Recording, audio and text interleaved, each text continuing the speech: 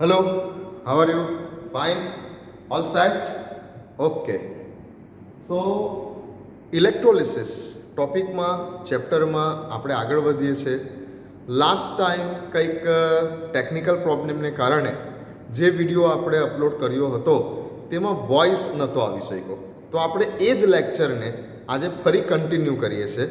Okay, સો ઇલેક્ટ્રોલિસિસમાં આપણે most important short note ઉપર જઈએ છીએ અને એક્ઝામમાં તમને આવે છે શોર્ટ નોટ ઓન પીએચ. આજનો જે ટોપિક છે તે છે આપણો પીએચ વિશેનો. તો એક્ઝામમાં તમને આ શોર્ટ નોટ 4 થી 5 માર્ક્સની અંદર ક્વેશ્ચન પેપરમાં રિપીટેડલી આવે જ છે. Write the short note on pH. PH means what? PH means તમે બોલી શકો છો power of hydronium ion. Power of hydronium ion. Hydronium ion means H plus hydronium ion. Full form की बात करिए तो पीएच. पीएच का फुल फॉर्म क्या है? So power of hydronium ion. अभी पीएच क्या है actually? PH is nothing but pH is a one kind of scale. PH is a one kind of scale. PH एक तरह की स्केल है. PH is a one kind of scale. एक प्रकारनी माप पट्टी છે એવું બોલો પીએચ. પીએચ ની મદદથી આપણે શું જાણી શકીએ છે? પીએચ ની મદદથી આપણને આપેલું કોઈ પણ દ્રાવણ એસિડિક છે કે બેઝિક છે કે તટસ્થ છે આપણે જાણી શકીએ છીએ પીએચ ના ઉપયોગથી. તો પીએચ એક પ્રકારની માત્રક છે કે જે દ્રાવણની એસિડિકતા કે બેઝિકતા વિશે આપણને માહિતી આપે છે. કઈ રીતે છે આ સ્કેલ? તો કે ભાઈ આ સ્કેલ કંઈક આ રીતે છે. તો કે આ સ્કેલ ઉપર સ્ટાર્ટિંગ થાય છે નંબર 0 થી અને જે એન્ડ પોઈન્ટ છે તે છે 14 અને મિડલ પોઈન્ટ છે 7. આ મેં તમને પીએચ સ્કેલ बताई. ये अपनी पीएच स्केल है जहां पे 0 से लेके 14 तक के जो नंबर्स है वो लिखे हुए हैं पीएच स्केल के ऊपर. अभी ये जो पीएच स्केल मैंने आपको बताई है, इस पीएच स्केल के ऊपर अगर किसी अननोन सॉल्यूशन की पीएच की वैल्यू अगर 0 से लेके 7 के बीच में है तो ऐसा जो कोई भी सॉल्यूशन है वो एसिडिक सॉल्यूशन है ऐसा बोला जाएगा. जो कोई द्रावणनी पीएच નું મૂલ્ય 0 થી લઈને 7 ની વચ્ચે છે તો એવું દ્રાવણ એસિડિક દ્રાવણ છે તેવું કહેવાશે. જો કોઈ દ્રાવણ માટે pH નું મૂલ્ય 7 થી લઈને 14 ની વચ્ચેનું છે તો તેવું જે દ્રાવણ છે તે બેઝિક દ્રાવણ છે એમ કહેવાશે. તો એસિડિક દ્રાવણ અને બેઝિક દ્રાવણ ઓળખાણ પડશે આપણને કઈ રીતે? તો કે જો કોઈ દ્રાવણ માટેની pH નું મૂલ્ય 0 થી 7 ની વચ્ચે છે તો તેવું દ્રાવણ એસિડિક દ્રાવણ કહેવાશે. અને જો કોઈ દ્રાવણ માટેની pH નું મૂલ્ય 7 થી લઈને 14 ની વચ્ચે છે તો તેવું જે દ્રાવણ છે આપણું તે બેઝિક દ્રાવણ કહેવાશે. અને જો pH ની વેલ્યુ એક્ઝેક્ટ 7 છે, 7 કરતા ઓછી નહીં, 7 કરતા વધારે નહીં, 7 કરતા ઓછી નહીં, 7 કરતા વધારે નહીં, એક્ઝેક્ટલી 7 જ છે તો તેવું જે દ્રાવણ છે તે તટસ્થ છે, ન્यूट्रल છે એમ કહેવાશે. अगर कोई सॉल्यूशन की पीएच की वैल्यू 0 से लेके 7 के बीच में है तो ऐसा सॉल्यूशन एसिड का है ऐसा बोला जाएगा. अगर किसी सॉल्यूशन के लिए पीएच वैल्यू 7 से लेके 14 के बीच में है तो ऐसा सॉल्यूशन बेस का है ऐसा बोला जाएगा. लेकिन अगर ना तो 7 से कम है ना तो 7 से ज्यादा है, एग्जैक्टली 7 ही है किसकी वैल्यू? पीएच की वैल्यू, तो ऐसा सॉल्यूशन न्यूट्रल है ऐसा बोला जाएगा. ना तो वो एसिड है ना तो वो बेस है.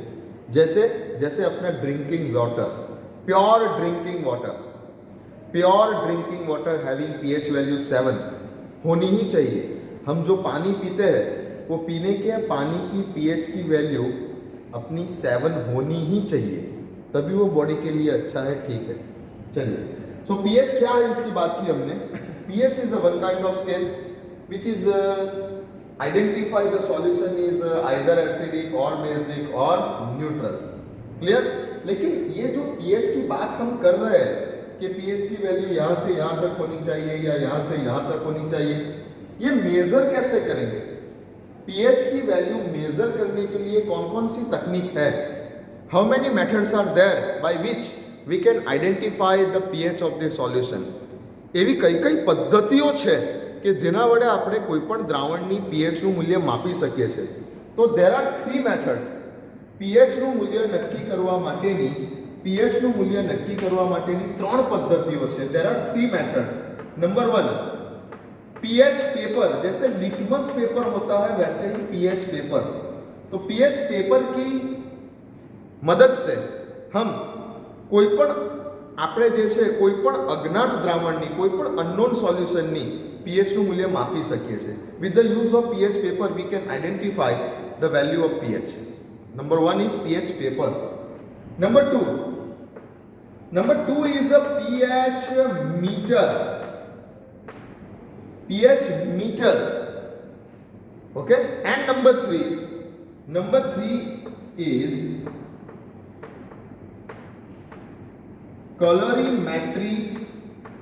colorimetry test.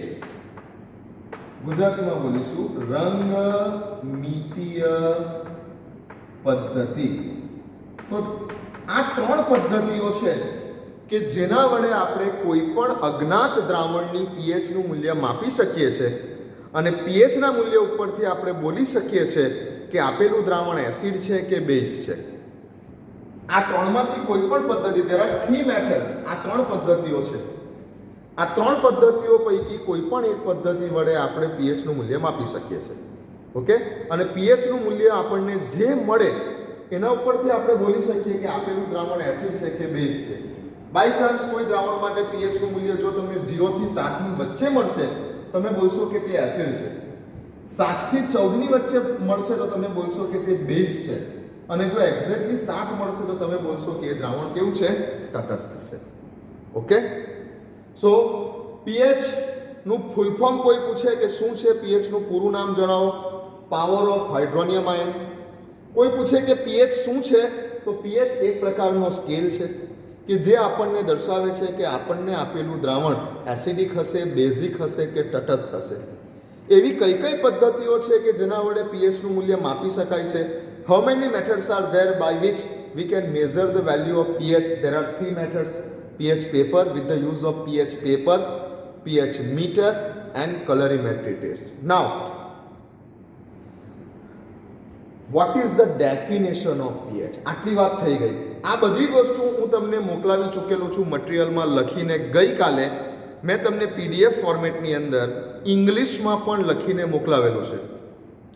અને આ શોર્ટ નોટ કઈ રીતે લખવાની છે તો ગુજરાતી મીડિયમવાળા વિદ્યાર્થીઓને મેં જે કમ્પ્લીટલી આખા સિલેબસની પીડીએફ મોકલાવેલી છે, આખા સિલેબસની પીડીએફ મેં તમને જે મોકલાવેલી છે એમાં તમે એ પીડીએફમાં તમે પેજ નંબર 14 કે પેજ નંબર 15 ઉપર જોજો.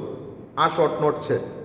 ગુજરાતી મીડિયમના વિદ્યાર્થીઓને તો આખા સિલેબસની પીડીએફ ફોર્મેટ મોકલી આપેલી છે, હેન્ડ રિટન રાઇટિંગમાં મોકલેલી છે પીડીએફ ફોર્મેટમાં. એમાં તમે પેજ નંબર 14 કે પેજ નંબર 15 ઉપર જોજો, તમને આ શોર્ટ નોટ મળી જશે અને કઈ રીતે લખવાનું છે તે આઈડિયા આવી જશે. ને ઇંગ્લિશમાં મેં તમને ગઈકાલે જ એકચ્યુઅલી ગઈકાલના વિડીયોમાં પ્રોબ્લેમ હતો, વોઇસ નહોતો આવતો. ઠીક છે, એટલે આપણે આ એ લેક્ચરને આજે ફરી કન્ટિન્યુ કરીએ છીએ. બટ મેં તમને ગઈકાલે ઇંગ્લિશમાં લખીને મોકલાવેલી છે પીડીએફ આ શોર્ટ નોટ. ઓકે, આ શોર્ટ નોટ પણ છે અને એક બીજી શોર્ટ નોટ પણ છે બફર સોલ્યુશન વાળી. ચાલો, તો હવે પીએચની વ્યાખ્યાની વાત કરીએ કે પીએચ કોઈ પૂછે કે પીએચની વ્યાખ્યા આપો તો આપણે કઈ રીતે લખીશું પીએચની વ્યાખ્યા? Definition of pH. પીએચની વ્યાખ્યા આપો. Definition of pH. પીએચની વ્યાખ્યા આપો. ડેફિનેશન. તો pH ની વ્યાખ્યા શું છે? તો pH ની વ્યાખ્યા માટે તમારે pH નું પહેલા સૂત્ર યાદ રાખવાનું કે pH ઇઝ ઇક્વલ ટુ સૂત્ર છે minus log of 10 base H plus. આ pH નું સૂત્ર છે જે આપણે દાખલામાં યાદ રાખવાનું છે. pH is equal to minus log 10 base H plus pH નું સૂત્ર. ઓકે, સો વ્યાખ્યા કઈ રીતે બોલીશું કે pH શું છે? તો આ જ સૂત્રને આપણે બોલવાનું છે. હાઇડ્રોનિયમ આયન એટલે કે H પ્લસ આયનની સાંદ્રતાના H પ્લસ આયનની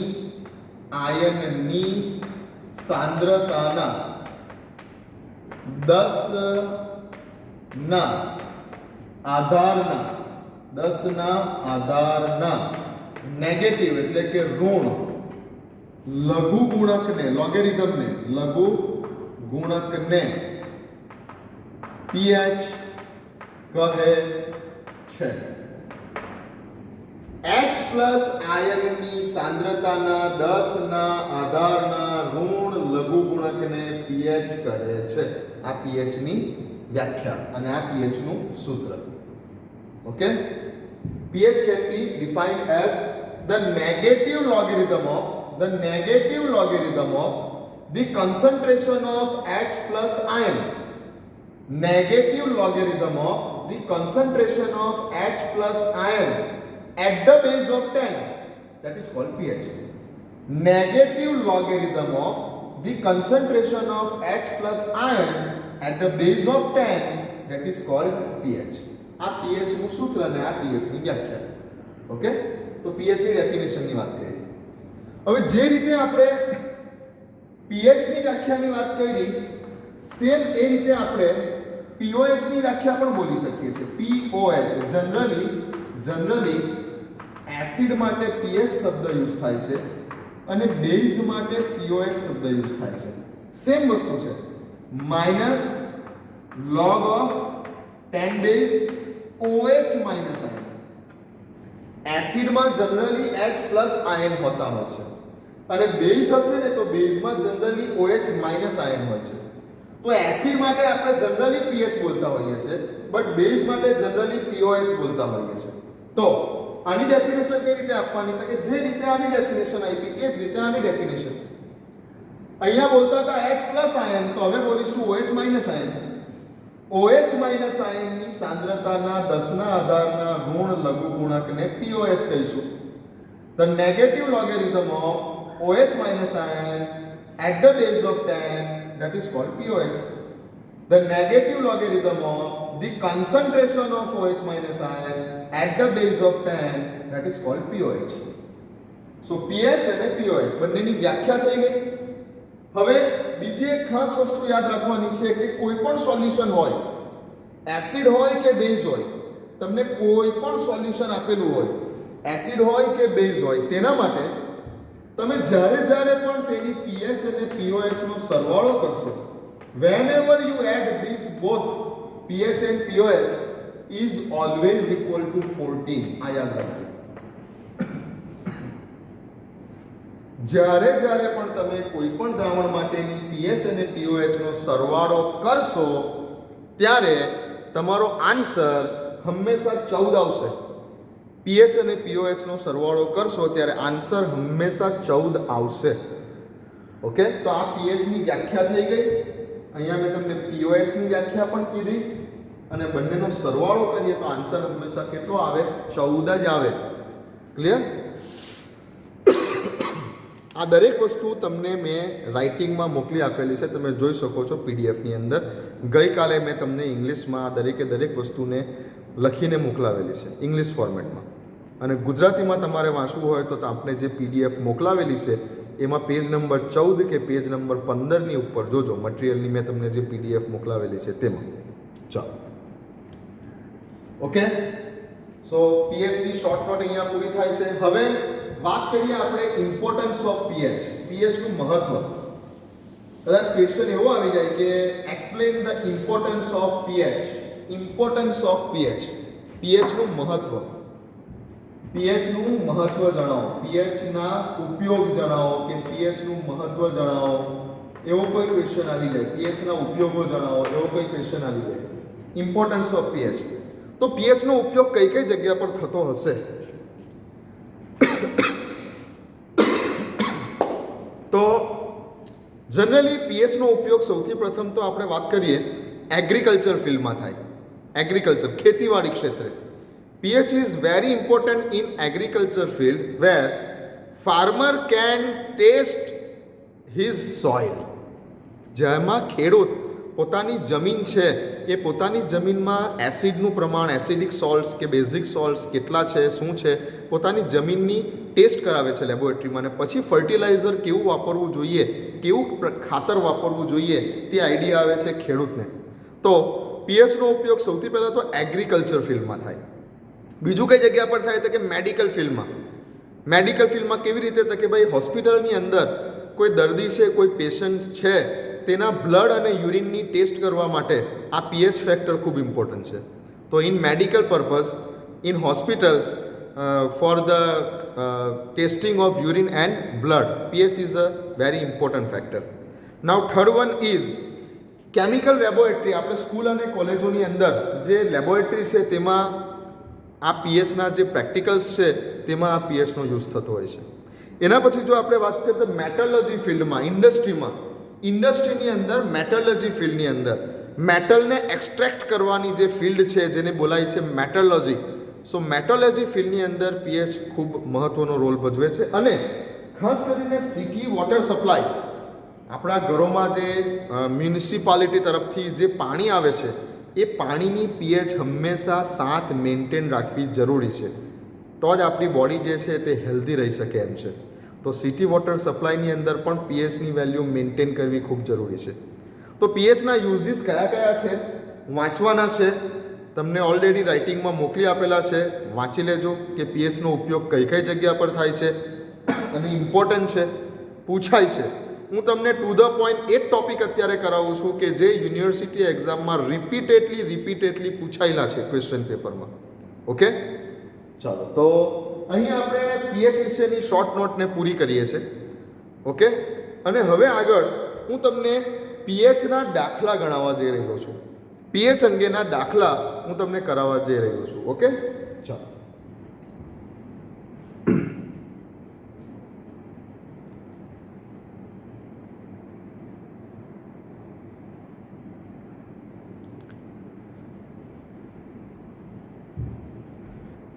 સો પીએચના આપણે દાખલા સ્ટાર્ટ કરીએ એની પહેલા તમને થોડોક લોગ વિશેનો કોન્સેપ્ટ ખબર હોવી જોઈએ.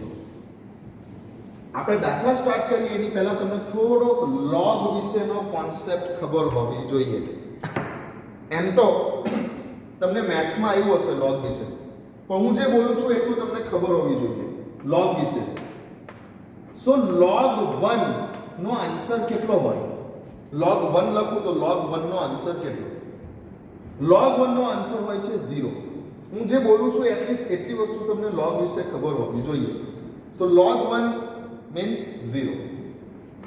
अगर मैं लिख रहा हूं log 10 का आंसर कितना होता है? 1.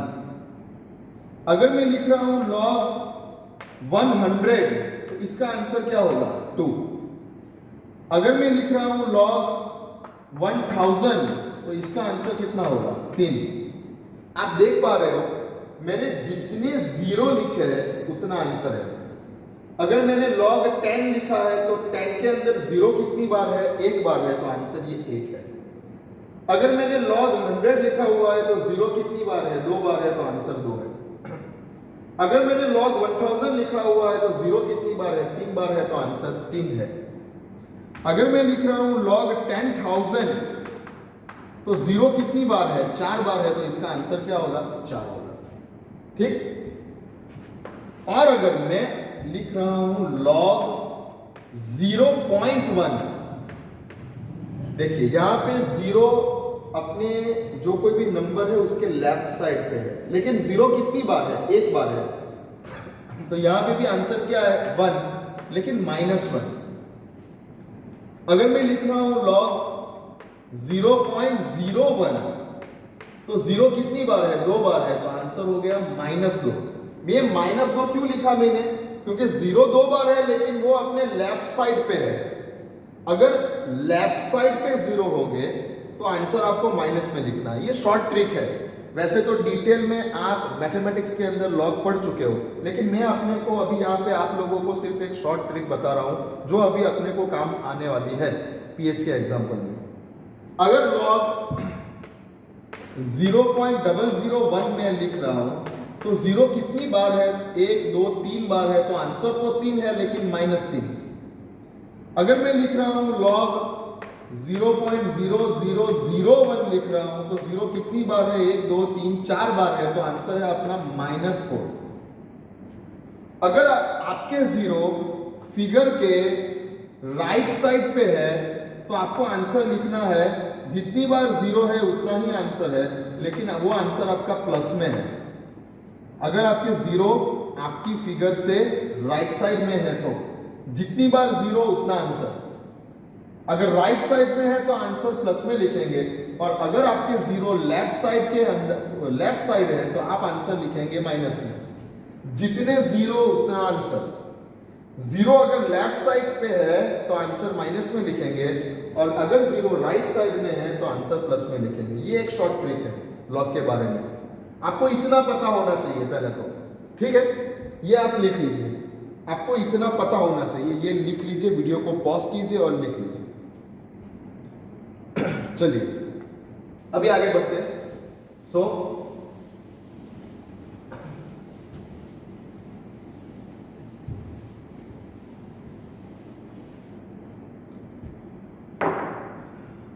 और आपको पता होना चाहिए some important acids, some important acids, और आपको पता होना चाहिए some important base.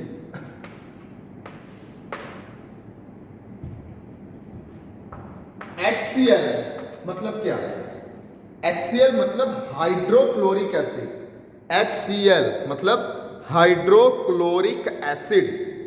Hydrochloric acid नाम लिख लीजिएगा, हाइड्रोक्लोरिक एसिड, जिसमें जो आयंस होते हैं वो होते हैं H+ और Cl-। अगर हम HCl को ब्रेक करेंगे तो उसमें से 2 आयन क्रिएट होंगे, H+ और Cl-। इसको बोलते हैं hydrochloric acid, number 1। Number 2 HNO3, इसको बोलते हैं नाइट्रिक एसिड।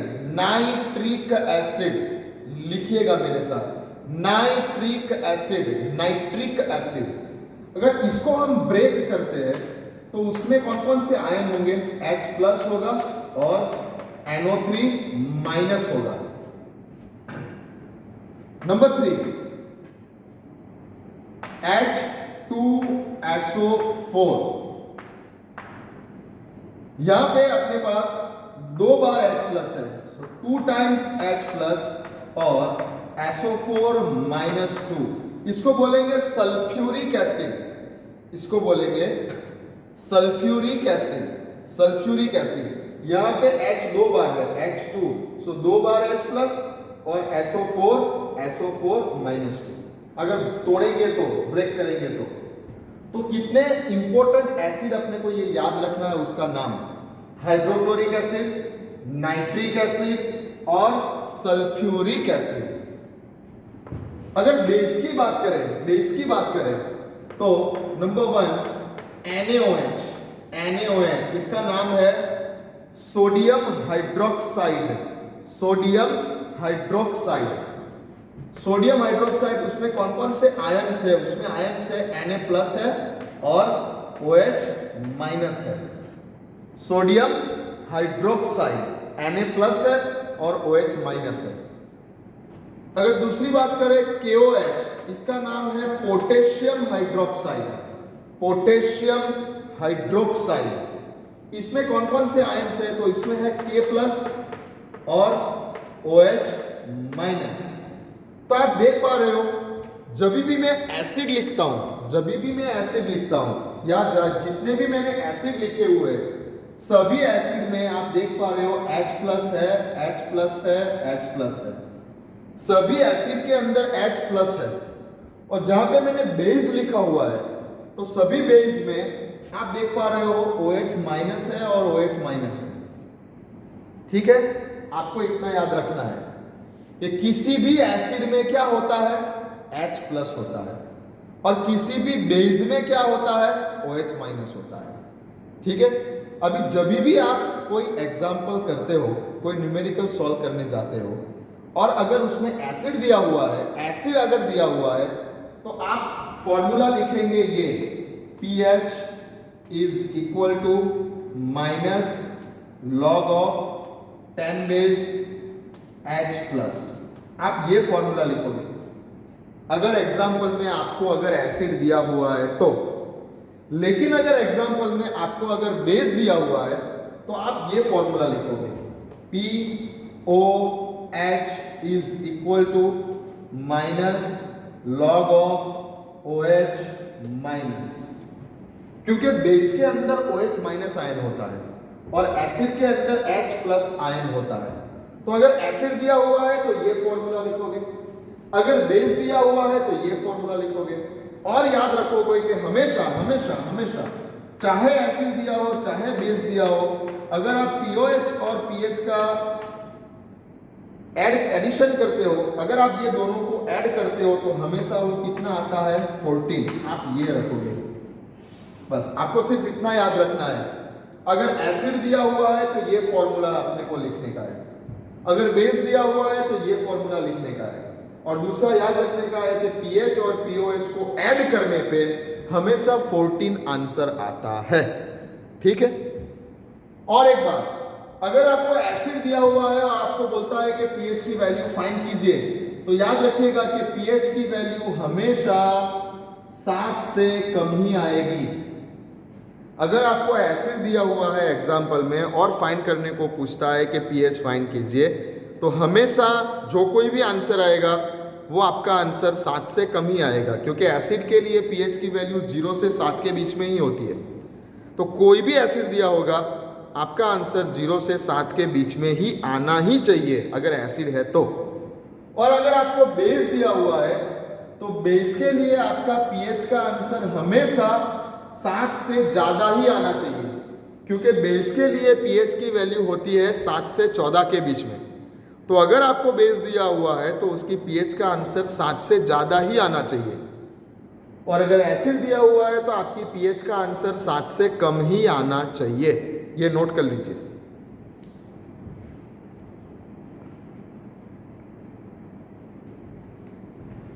वीडियो को पॉज कीजिए, वीडियो को पॉज करके नोट कर लीजिए। चलिए, ठीक है, इतना नोट कर लिया? ओके। सो अभी हम एग्जाम्पल की तरफ आगे बढ़ते हैं। मैं आपको 2 एग्जाम्पल करवा रहा हूं, और इस तरीके के एग्जाम्पल आपके पास जो क्वेश्चन पेपर है, प्रीवियस एग्जाम के जो क्वेश्चन पेपर है, आपके पास जो प्रीवियस एग्जाम के क्वेश्चन पेपर है, उस क्वेश्चन पेपर में भी आप इस तरीके के एग्जाम्पल को देखिए और सॉल्व करने की ट्राई कीजिए। आपके पास प्रीवियस ईयर के 2 या 3 क्वेश्चन पेपर जो है व्हाट्सएप के ग्रुप पे, अपने व्हाट्सएप के ग्रुप पे केमिस्ट्री के क्वेश्चन पेपर आपको भिजवा चुके हैं। तो उस क्वेश्चन पेपर में से आप इस तरीके के एग्जाम्पल जो मैं अभी आपको करवा रहा हूँ, उस तरीके के एग्जाम्पल आप खुद से करने की ट्राई करना। अगर कोई प्रॉब्लम होगा तो मुझसे बोलना, मैं करवाऊंगा। ठीक है, क्लियर है? तो मैं आपको pH का और POH का 1-2 एग्जाम्पल अभी करवा रहा हूँ, और इस तरीके का आपको एग्जाम्पल अपनी क्वेश्चन पेपर में आएगा ही आएगा। आप जब भी केमिस्ट्री का पेपर दोगे उस पेपर में इस तरीके का एग्जाम्पल आएगा ही आएगा। ठीक है, चलिए। सो एग्जाम्पल स्टार्ट करते हैं। Example 1, find out the pH and POH of 0.01 molar hydrochloric acid, ऐसा दिया हुआ है। Find out the pH and POH of 0.01 molar hydrochloric acid. Hydrochloric acid, अभी HCl को क्या बोलते हैं? Hydrochloric acid. ये आपको पता होना चाहिए, मैंने अभी आपको लिखवाया। HCl माने हाइड्रोक्लोरिक एसिड। अभी हाइड्रोक्लोरिक एसिड की पीएच और पीओएच दोनों फाइंड कीजिए, ऐसा बोला हुआ है अपने को। तो हम स्टार्ट करते हैं आंसर। क्या दिया हुआ है? हाइड्रोक्लोरिक एसिड, सो HCl। HCl के अंदर कौन कौन से आयंस होते हैं? मैंने अभी आपको लिखवाया, H+ होता है और Cl- होता है। अभी HCl की कंसंट्रेशन कितनी दी हुई है? 0.01 आपने को दी हुई है कंसंट्रेशन, सांद्रता। HCl ની सांद्रता कितनी આપેલી છે? 0.01 कंसंट्रेशन। तो यहां पे लिखेंगे the given concentration of HCl is 0.01। अगर HCl की कंसंट्रेशन इतनी है तो जो आयंस क्रिएट होते हैं उसकी भी कंसंट्रेशन उतनी ही होगी, 0.01, इसकी भी 0.01। जितनी कंसंट्रेशन अपने एसिड की है उतनी ही कंसंट्रेशन वो एसिड में से जो आयंस क्रिएट हो रहे हैं उसकी भी इतनी ही होगी। ओके, अभी मुझे फाइंड क्या करना है? पीएच और पीओएच दोनों वैल्यू मेरे को फाइंड करनी है, लेकिन अपने को दिया गया जो है वो क्या है? HCl माने क्या है? एसिड है। और जब भी अगर एसिड दिया होगा तो हम कौन सा इक्वेशन लिखेंगे? पीएच का। अगर बेस दिया होता तो पीओएच का लिखते, लेकिन यहाँ पे तो एसिड दिया हुआ है तो हम पीएच का इक्वेशन लिखेंगे। PH is equal to minus log of 10 days H+, ये पीएच का इक्वेशन लिख दिया। अभी जो ये H+ है, H+ आयन है, उसकी कंसंट्रेशन कितनी है? तो 0.01 है। H+ आयन की कंसंट्रेशन की वैल्यू यहां से हम यहां पे रख देंगे। H+ आयन की कंसंट्रेशन कितनी है? 0.01 है। तो यहां पे लिखेंगे minus log of 10 days, value कितनी है? 0.01। 0.01। अभी हम साइंटिफिक कैल्सी तो यूज नहीं कर सकते, तो ये अपने को 10 लगने की जरूरत नहीं है यहाँ पे, क्योंकि साइंटिफिक कैल्सी का यूज हम नहीं करने वाले हैं। ओके, तो लॉग ऑफ 0.01, दैट्स इट। अभी 0.01 के लॉग का आंसर देखिए, ये माइनस तो ऑलरेडी है यहाँ पे। ओके, तो मैं लिख रहा हूं यहाँ पे माइनस। अभी मुझे 0.01 के लॉग का आंसर चाहिए, तो इसीलिए मैंने स्टार्टिंग में आपको वो लॉग की ट्रिक बताई हुई थी। लॉग के बारे में ट्रिक मैंने बताई हुई थी स्टार्टिंग में। अभी वीडियो में 10 मिनट पीछे जाइए। अभी आप ये वीडियो में 10 मिनट जो है वो पीछे जाइए और आप देखिए कि 0.01 के लॉग का आंसर क्या होता है। तो 0.01 के लॉग का आंसर होता है -2। वीडियो में 10-15 मिनट पीछे जाइए और देखिए कि लॉग 0.01 का आंसर क्या होता है। इसका आंसर होता है -2। -2 आंसर है, ऑलरेडी बाहर भी माइनस है तो माइनस माइनस हो गया प्लस, तो आंसर आ गया आपका 2। तो पीएच का आंसर आ गया अपना 2। देखिए, मैंने बोला हुआ था कि जब भी अगर आपको एसिड दिया हुआ है और अगर आपको पूछा है कि पीएच की वैल्यू फाइंड कीजिए, तो आंसर आपका हमेशा 7 से कम ही आएगा। देखिए, ये आंसर आ गया अपना 2, 7 से कम ही आया। तो पीएच की वैल्यू तो फाइंड कर दी हमने। अभी अपने को क्या फाइंड करना है? पीओएच। सो पीओएच के लिए अपने पास एक इक्वेशन और है कि pH plus pOH is always equal to 14। ये इक्वेशन अपने पास है। यहां पे पीएच की वैल्यू तो मैंने फाइंड कर दी है। कितना आया आंसर? 2। तो यहां पे मैं लिखता हूं 2 plus pOH is equal to 14। अगर मेरे को अभी पीओएच फाइंड करना है तो मैं 2 को इस तरफ ले जाऊंगा, तो 14 - 2 is equal to 12। So pOH का आंसर क्या आ रहा है? 12 आ रहा है। तो मैंने यहां पे पीएच और पीओएच दोनों फाइंड कर लिया है। पीएच का आंसर 2 आया, पीओएच का आंसर 12 आया। ठीक, वीडियो को पॉज कीजिए, वीडियो को पॉज करके लिख लीजिए। चलिए,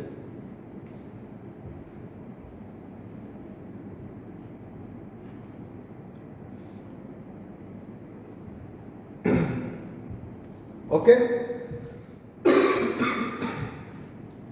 ओके, क्लियर? चलिए आगे बढ़ते हैं और एक एग्जांपल करेंगे इसी तरह का। अभी जो है मैं एक बेस दे लेता हूं कोई भी, यहां पे find out the pH and pOH of, दूसरा एग्जांपल करते हैं, एग्जांपल 2,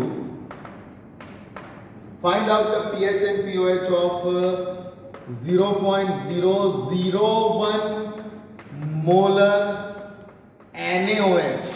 चलो आपको ये दिया हुआ है, find out the pH and pOH of 0.001 molar NaOH। तो यहाँ पे NaOH दिया हुआ है, तो NaOH क्या है? पहले तो एसिड है कि बेस है? NaOH तो बेस है। अभी जब भी NaOH या कोई भी बेस दिया होगा तभी अपने को ये माइंड अपना सेट ही रखने का है कि इसका पीएच का आंसर कितना आएगा मुझे पता नहीं है। अभी ये अपने को दिया गया बेस है, अपने को जो कंपाउंड दिया हुआ है वो बेस है, और जब भी बेस दिया होगा तो अपना इतना तो माइंड सेट है कि पीएच का आंसर जो कोई भी आएगा अपने को पता नहीं है, लेकिन जो कोई भी आंसर आएगा वो आंसर अपना 60 से तो ज्यादा ही आएगा। अपना आंसर 60 से तो ज्यादा ही आने वाला है। कितना आएगा पता नहीं, लेकिन जो आएगा वो 60 से तो ज्यादा ही आएगा। किसका आंसर? पीएच का। मैं पीएच का आंसर बोल रहा हूं, ठीक? ओके। अगर एसिड दिया होता तो अपना आंसर 60 से कम ही आना चाहिए, लेकिन यहाँ पे तो बेस दिया हुआ है, तो बेस दिया हुआ है इसीलिए पीएच का आंसर 60 से तो ज्यादा ही आना चाहिए, ठीक है? चलिए, तो अभी NaOH दिया हुआ है तो हम स्टार्ट करेंगे, आंसर की शुरुआत करेंगे। NaOH दिया हुआ है, NaOH का नाम क्या है? Sodium hydroxide. उसमें कौन कौन से आयन होते हैं? उसमें होता है Na+ होता है और OH- होता है। ये दो आयन्स होते हैं NaOH के अंदर। अभी NaOH की कंसंट्रेशन कितनी दी हुई है? NaOH की कंसंट्रेशन दी हुई है 0.001, तो यहाँ पे लिखेंगे 0.001। अभी जितनी कंसंट्रेशन अपने को दी हुई है बेस की, उतनी ही कंसंट्रेशन उसके आयंस की भी होगी, तो यहाँ पे लिखेंगे 0.001, यहाँ पे लिखेंगे 0.001। क्लियर है? ओके। अभी यहाँ पे अपने को बेस दिया हुआ है तो हम फॉर्मूला किसका लिखेंगे? पीएच का लिखेंगे या पीओएच का लिखेंगे? अगर बेस दिया हुआ है तो फॉर्मूला पीओएच का लिखेंगे। अगर एसिड दिया होता तो हम पीएच का फॉर्मूला लिखते, क्योंकि एसिड के अंदर हमेशा H+ आयन होता है और बेस के अंदर OH- आयन होता है, तो यहाँ पे फॉर्मूला किसका लिखेंगे? पीओएच का। तो हम लिखेंगे POH is equal to minus log of 10 base OH-। यहां से OH- की वैल्यू उठा के यहां पे रख देंगे, ठीक है? चलिए, so minus log of value कितनी है? 0.001। ये माइनस तो ऑलरेडी है। अभी इसके लॉग का आंसर कितना होता है? 0.001 के लॉग का आंसर क्या होता है? वीडियो में 10-15 मिनट पीछे जाइए और देखिए कि इसके लॉग का आंसर क्या होता है। कितने जीरो है? 1 2 3 जीरो है, और जीरो लेफ्ट साइड पे है कि राइट साइड पे है? लेफ्ट साइड पे है, तो आंसर कितना होगा यहाँ पे? -3। माइनस माइनस प्लस, तो आंसर होगा 3। ये आंसर किसका है? पीओएच का है, पीएच का नहीं है, पीओएच का आंसर है ये। सो पीओएच का आंसर हो गया 3। अपने को तो पीएच और पीओएच दोनों फाइंड करना है, ये तो मैंने पीओएच फाइंड किया हुआ है। अभी मैं पीएच फाइंड करूंगा, फिर से क्या करूंगा? अपने पास एक फॉर्मूला और है कि pH plus pOH is always equal to 14। यहाँ पे मैंने पीओएच फाइंड कर दिया है, इसका आंसर आ रहा है 3, तो यहाँ पे मैं लिखूंगा पीएच प्लस पीओएच का आंसर आ रहा है 3 इज इक्वल टू 14। अभी 3 को मैं सामने भेज दूंगा तो क्या आएगा? pH is equal to 14 minus 3 is equal to 11। So pH का आंसर आ रहा है 11, जो मैंने आपको शुरू में बोला हुआ था कि मुझे अभी नहीं पता है कि आंसर कितने आने वाला है, लेकिन मुझे ये जरूर पता है कि आंसर जो कोई भी आएगा वो 60 से तो ज्यादा ही आएगा। pH का आंसर 60 से तो ज्यादा ही आएगा। देख लीजिए, pH का आंसर आ रहा है 11। क्लियर? सो वीडियो को पॉज कीजिए और लिख लीजिए। चलिए,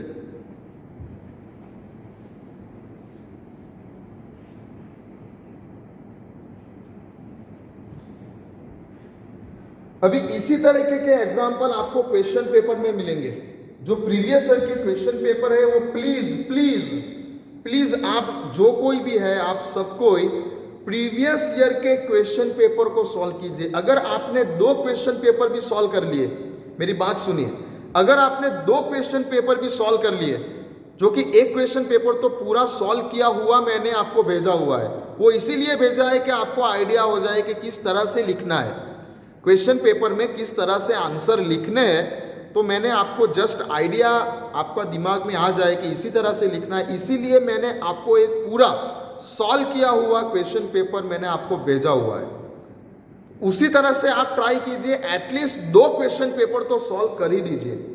2 क्वेश्चन पेपर अगर आपने तैयार कर दिए, सिर्फ 2 क्वेश्चन पेपर भी तैयार आपने कर दिए ना, तो आपका यूनिवर्सिटी एग्जाम में आप अबव 40-50 मार्क्स ला सकते हो। आप 40-50 अबव मार्क्स ला सकते हो अगर सिर्फ आपने 2 क्वेश्चन पेपर भी तैयार कर दिए तो। आपको कुछ नहीं करना है एग्जाम के लिए, मेरी बात सुनिए, आपको कुछ नहीं करना है, सिर्फ 2 क्वेश्चन पेपर सॉल्व कर दो, सिर्फ 2 क्वेश्चन पेपर को बराबर तैयार कर दो, बस दैट्स इट। और कुछ नहीं करना है, सिर्फ 2 क्वेश्चन पेपर प्रीवियस ईयर के, किसी भी प्रीवियस ईयर के 2 क्वेश्चन पेपर आप तैयार कर लो। आप आराम से, मैं बोल रहा हूं आराम से, आप 50-70% मार्क्स कवर कर सकते हो अपनी एग्जाम में। 2 क्वेश्चन पेपर तैयार कर लो, ठीक है। और कुछ भी प्रॉब्लम हो क्वेश्चन पेपर में, कुछ भी प्रॉब्लम हो, कोई भी थ्योरीज अगर कहाँ पे है, किस चैप्टर में है, या इसमें क्या लिखना है, कुछ भी प्रॉब्लम हो तो आप मुझे सीधा व्हाट्सएप कर सकते हो। आप मुझे सीधा व्हाट्सएप करके पूछ सकते हो, किसी भी टाइम पे आप मुझे सीधा कांटेक्ट करके क्वेश्चन पेपर के किसी भी क्वेश्चन के बारे में, ये क्वेश्चन अगर आपको नहीं मिल रहा है, कहाँ पे है, क्या है, आप सीधा मुझे कांटेक्ट कर सकते हो, मैं सीधा आपको उसका आंसर रिप्लाई करूँगा, ठीक है। चलिए, तो इसी तरह के एग्जाम्पल होते हैं, आप देख लेना क्वेश्चन पेपर के अंदर प्रीवियस ईयर के।